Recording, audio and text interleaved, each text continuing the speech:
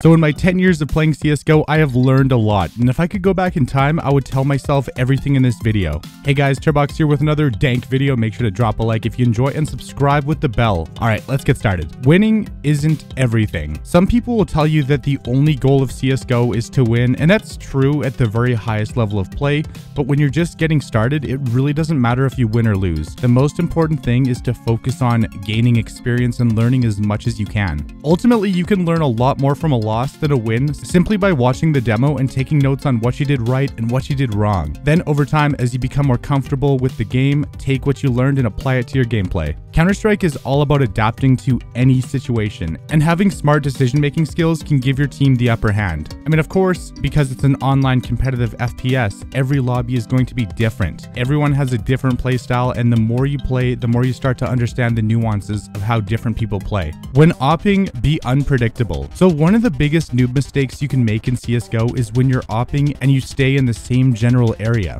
If you go for a shot and miss and the enemies get info on where you are, staying in the same spot gives them the upper hand. I mean, sure, you can always try to re-peek and go for a quick flick, but if they're holding the angle, you have a really low chance of succeeding. Instead, a better way to do it is when you get forced off an angle, reposition to another one. You know, go off the positions of your teammates and figure out the best way to rotate. And then when you reach a different angle, they won't necessarily be expecting an opper to be there. However, at a higher level, there's players that understand this part of the game, so it won't work every single time, but it is a good way to stay on your toes. Moral of the story, be smart and unpredictable with the op.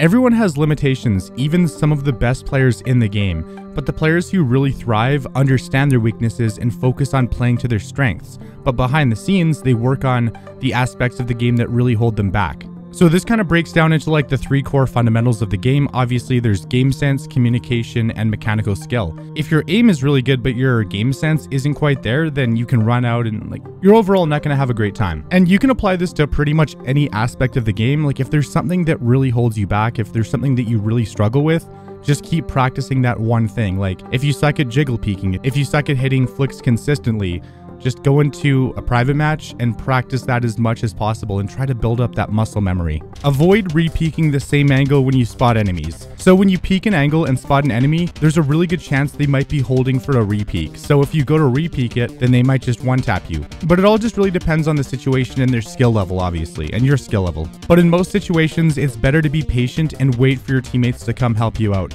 And ideally though, if you do want to re-peek again, it's good to take a step back, wait a few seconds, throw a pop flash, and then go in for the frag. But I mean, even with a couple teammates, if nobody has any utility whatsoever, you can always go for the trade frag. So you re-peek, and then if you get taken out, you have another teammate right there to pick up the frag. But obviously that's assuming the guy has a rifle. If they have an op, re-peeking is usually never a good idea unless they whiff their shot and you have the accuracy to take them down. Because the op is such a powerful weapon that, you know, if they hit their shots, it can be hard to come back from it. And one mistake I see a lot of people make is they keep jiggle peeking the same angle over and over again. You know, it's incredibly predictable and it puts you in a really tough spot where the enemy can just keep tapping and, oh, eventually, oh, there we go. That's it.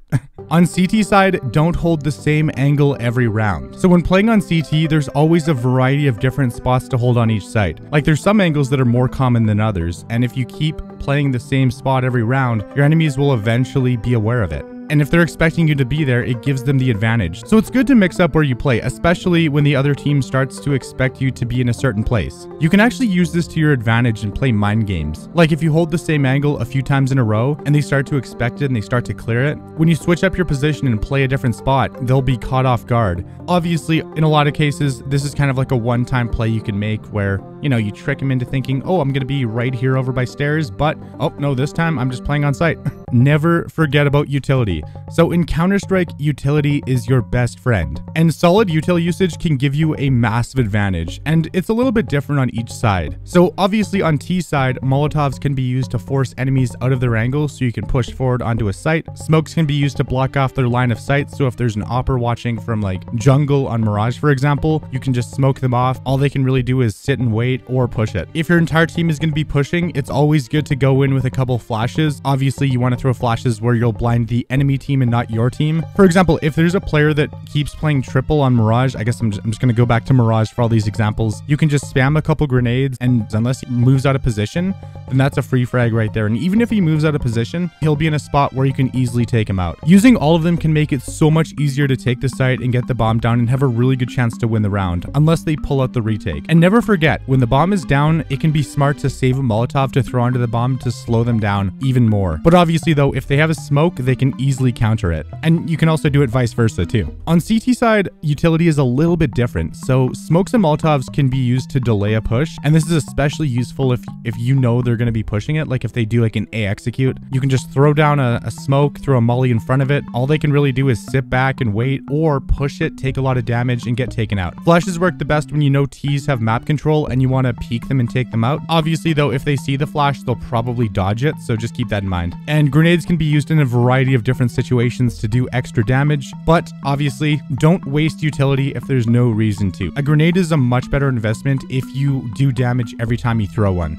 Don't be afraid to step outside your comfort zone. So when you want to improve at CS or just anything in general, if you play safe and you never really put yourself in uncomfortable positions, you'll take much longer to learn how to succeed in all those different scenarios. But when you put yourself in situations that you aren't comfortable with, I mean, even if the play doesn't work out, you can always watch the demo afterwards and figure out what you could have done better. So instead of just holding a passive angle, you could try to like peek up for a little bit of info and try to get a one tap or something. Like basically just don't play scared. But the more you do this, the more you'll learn and the more you'll improve. And ultimately you'll get to a point where you can reliably read the enemy's plays and make the best decision possible. But obviously, you know, I can't teach you how to do this because it comes from experience. The more you make risky but calculated plays, the more confident you'll become at winning those rounds. Aim training isn't the only way to improve your aim. Like, although deathmatch and aimbots can help you become more familiar with movement and aim, they won't really do that much to help when it comes to competitive. However, I mean, they still don't hurt, but if you truly want to improve, for every like 2 to 3 hour session of matchmaking or face it, you know, you probably want to do like 10 to 15 minutes of warm up and aim training. One mistake that I see a lot of people do is they spend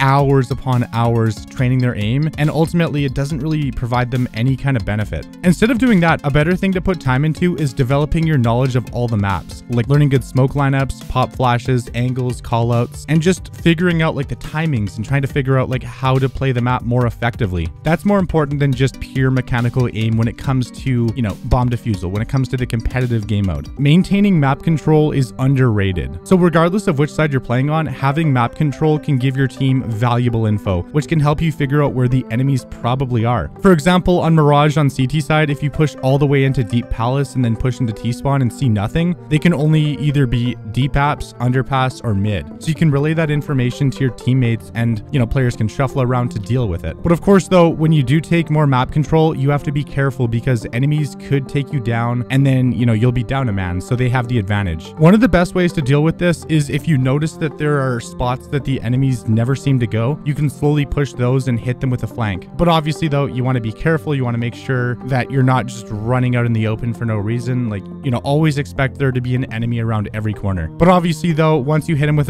a big flank, then it probably won't work again. It takes time to improve at anything, and even pros have bad games. CSGO has an incredibly high skill ceiling, and even the best players in the world, they don't do the best sometimes. So this is just to tell you that if you have a bad game, it's okay. If you have a rough match, afterwards, just watch the demo and figure out everything you did wrong and all the mistakes you made so you can not make them in the future. But I mean, also, the meta of CS is always changing, and you can never get complacent with a single playstyle. Like, since it's an online competitive FPS and people can play any way they want, you really need to develop a variety of different strategies to use in various different situations, and it can take a while to learn all these. But, you know, the more you play, the more you learn, the better you get. Yeah, I mean, it's as simple as that. Think about it like this: every time you play a game of CS, you're just trying to expand your knowledge of the game. And bad game or not, if you learn something new in the process, then it was profoundly beneficial. So overall, I hope these tips helped you guys. Make sure to drop a like and leave a comment down below letting me know if you guys thought these were useful at all, or if it was just a waste of time. But overall, guys, thank you so much for watching. Stay safe, and remember guys, life is a mystery box. It's Turbox, and I'm out. Peace.